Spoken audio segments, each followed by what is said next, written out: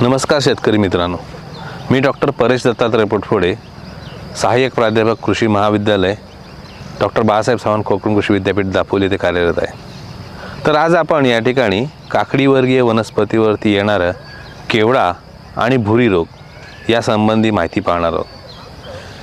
केवडा हा रोग सुडोपेरेन्स्पोरा क्युबेन्सिस या नावाच्या बुरशीमुळे होतो आणि याचा प्रादुर्भाव झाला की पानाच्या वरच्या पृष्ठभागावरती आपल्याला फिकट हिरव्या रंगाचे किंवा पिवळसर रंगाचे कोणाकृती असे चट्टे पाहायला मिळतात आणि कालांतराने जशी तीव्रता वाढत जाईल तसे हे चट्टे अधिक गडद होत जातात आणि ह्या चट्ट्यांच्या बरोबर विरुद्ध बाजूला म्हणजेच पानाच्या खालच्या बाजूला दमट हवामानामध्ये ह्या बुरशीची पांढरट किंवा राखाडी रंगाची वाढ झालेली पाहायला मिळते। आता ही पांढरट किंवा राखाडी वाढ म्हणजेच ह्या बुरशीचे असंख्य असे बीजाणू त्या ठिकाणी तयार होतात आणि हे बीजाणू वाऱ्यामार्फत पसरत जातात आणि मग कालांतराने हा रोग हळूहळू पूर्ण पानांवरती म्हणा किंवा वेलींवरती पसरत जातो आणि नंतर ही पाने पूर्णपणे करपून जातात आणि करपल्यामुळे साहजिकच ह्या वेलींचा जो अन्न तयार करण्याचा क्रिया आहे ती पूर्णपणे मंदावते आणि याचा परिणाम हा आपल्याला त्याच्या उत्पन्नावर पाहायला मिळतो। ह्या बुरशीच्या उपजीविकेसाठी त्याला जिवंत पोशिदांचीच आवश्यकता असते, त्यामुळे ज्यावेळेला मुख्य पीक आपलं शेतामध्ये नसतं त्यावेळेला ही बुरशी हे जे रानटी वेली आहेत त्याच्यावरती जिवंत राहते किंवा ह्या बुरशीचे बीजाणू ह्या धसकटांमध्ये किंवा शेतामध्ये जिवंत राहतात, तग धरून राहतात आणि ज्यावेळेला आपण मुख्य पीक जेव्हा ह्या वेलवर्गीय पिकाची लागवड करू त्यावेळेला पोषक हवामानामध्ये ह्या बुरशीचा प्रादुर्भाव आपल्याला त्या वेलींवरती पाहायला मिळतो। ह्या रोगाचं जर आपल्याला प्रभावी नियंत्रण करायचं असेल तर आपल्याला साहजिकच ह्या शेताची पूर्णपणे साफसफाई करणं आवश्यक आहे, धसकटे वगैरे वेचून काढणं आवश्यक आहे, नष्ट करणे आवश्यक आहे। तसंच मगाशी मी सांगितल्याप्रमाणे रानटी वेली वगैरे जर असतील काकडीवर्गीय तर त्या आपल्याला काढून टाकणं आवश्यक आहे। त्याचबरोबर जर आपल्याकडे रोगप्रतिकारक वाण उपलब्ध असतील तर अशा वाणांची निवड करणं आवश्यक आहे।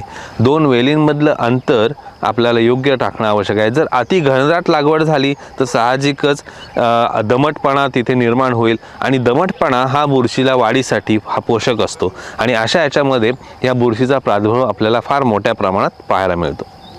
जर रासायनिक नियंत्रणाचा विचार केला तर या ठिकाणी आपण मॅनकोझेब नावाचं जे बुरशीनाशक आहे याची एक आपण फवारणी केली म्हणजे रोग येण्याच्या अगोदरच रोग येऊ नये म्हणून जर आपण याची एक फवारणी केली साधारण 2 ग्रॅम प्रति लिटर पाण्या म्हणजेच 20 ग्रॅम प्रति 10 लिटर पाण्यामध्ये ह्या प्रमाणात जर आपण फवारणी केली तर रोग येण्यापासून टाळू शकतो।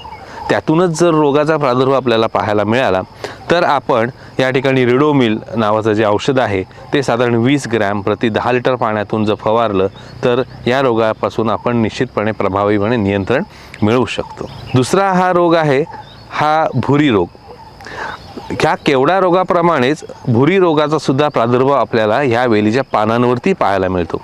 फक्त केवडा रोगामध्ये आपल्याला जी बुरशीची वाढ आहे ती खालच्या बाजूला दिसत होती, पण भुरी रोगामुळे जी होणारी पांढरट किंवा राखाडी रंगाची भुरी पडल्यासारखी जी वाढ आहे बुरशीची ती पानाच्या दोन्ही बाजूला पाहायला मिळते, म्हणजेच पानाच्या वरच्या पृष्ठभागावर देखील आणि खालच्या पृष्ठभागावर देखील। हा जो रोग आहे हा इरिसिफी सॅचोरासियरम नावाच्या ह्या बुरशीमुळे होतो। प्रादुर्भाव झाल्यानंतर पानाच्या पृष्ठभागावर सुरुवातीला फिकट पांढऱ्या रंगाची किंवा राखाडी रंगाची पावडर पडल्याप्रमाणे दिसते आणि नंतर जसे कालांतराने तीव्रता वाढत जाईल तसे ही पांढरी पावडर पूर्णपणे पांढरा भाग आहे जो बुरशीची वाढ आहे पूर्ण पानांवरती पसरते आणि ही पांढरी पावडर म्हणजेच ही बुरशी तसेच त्या बुरशीचे असंख्य असे बीजाणू ह्या ठिकाणी तयार होतात, त्यामुळे आपल्याला ती वरती पांढरी भुरी पडल्यासारखी पाहायला मिळते। आता ह्या बुरशीच्या उपजीविकेसाठी ही बुरशी त्या पानामधील अन्नरस शोषत असल्यामुळे काही वेळेला ही पानं पिवळी पडतात किंवा काही वेळेला पानं आकसतात किंवा पूर्णपणे करपून जातात आणि साहजिकच मगाशी सांगितल्याप्रमाणे केवडा रोगाप्रमाणेच या भुरी रोगामध्ये सुद्धा या पानांचं प्रकाश संश्लेषणाची प्रक्रिया म्हणजेच अन्न तयार करण्याची प्रक्रिया पूर्णपणे मंदावते आणि त्यामुळे ह्याचा विपरीत परिणाम हा आपल्याला ह्या उत्पन्नावर पाहायला मिळतो. हे उत्पन्न कमी, काही वेळेला आज जर तीव्रता जास्त असेल तर दोन्ही रोगांमध्ये केवडा तसेच भुरी रोगांमध्ये ह्या वेलींची पूर्णपणे मर झालेली आपल्याला पाहायला, म्हणजे करपून मर झालेली आपल्याला पाहायला मिळते. ही बुरशीसुद्धा तिला जर तग धरायचं असेल, जिवंत राहायचं असेल तर केवडा रोगाच्या बुरशीप्रमाणेच ह्या भुरी रोगाची बुरशीला सुद्धा जिवंत राहण्यासाठी जिवंत पोशिद्यांची आवश्यकता असते. ज्या वेळेला मुख्य पीक हे शेतामध्ये नसेल तर ही बुरशीचे बीजाणू ह्या दसकटांवरती जिवंत राहतात, तग धरून राहतात. तसेच ज्या रानटी वेली आहेत ह्याच्यावरती देखील ही बुरशी तग धरून राहते किंवा जिवंत राहते. आणि ज्या वेळेला मुख्य पिकाची आपण लागवड करू त्यावेळेला ह्या सकाळचं जेव्हा धुकं असतं किंवा ढगाळ वातावरण असेल, धुकं असल्यानंतर सकाळी दमटपणा निर्माण होतो, ह्या अशा पोषक वातावरणात ह्या बुरशींची लागण आपल्याला ह्या मुख्य पिकावरती झालेली पाहायला मिळते. आता ह्यापासून जर आपल्याला प्रभावी नियंत्रण करायचं असेल तर आपण ह्या जे शेत आहे ते पूर्णपणे स्वच्छ करणं आवश्यक आहे. त्यातील सर्व तण आहेत ते काढून नष्ट करणं आवश्यक आहे. तसंच योग्य वाणांचा वापर म्हणजेच रोगप्रतिकारक वाणांचा वापर करणं आवश्यक आहे.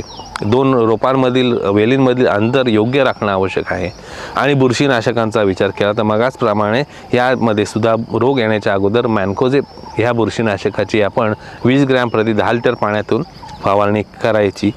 त्यानंतर जर रोग आला तर भुरी रोगाच्या नियंत्रणासाठी मात्र आपण डिनोकॅप 20 ग्रॅम प्रति 10 लिटर पाण्यातून आपण फवारणं आवश्यक आहे, जेणेकरून आपण प्रभावीपणे या रोगाचं नियंत्रण करू शकतो. हा विषय आपल्याला आवडला असल्यास डॉक्टर बाळासाहेब सावंत कोकण कृषी विद्यापीठ दापोलीच्या यूट्यूब चॅनलला लाईक करा, शेअर करा आणि सबस्क्राईब करायला विसरू नका.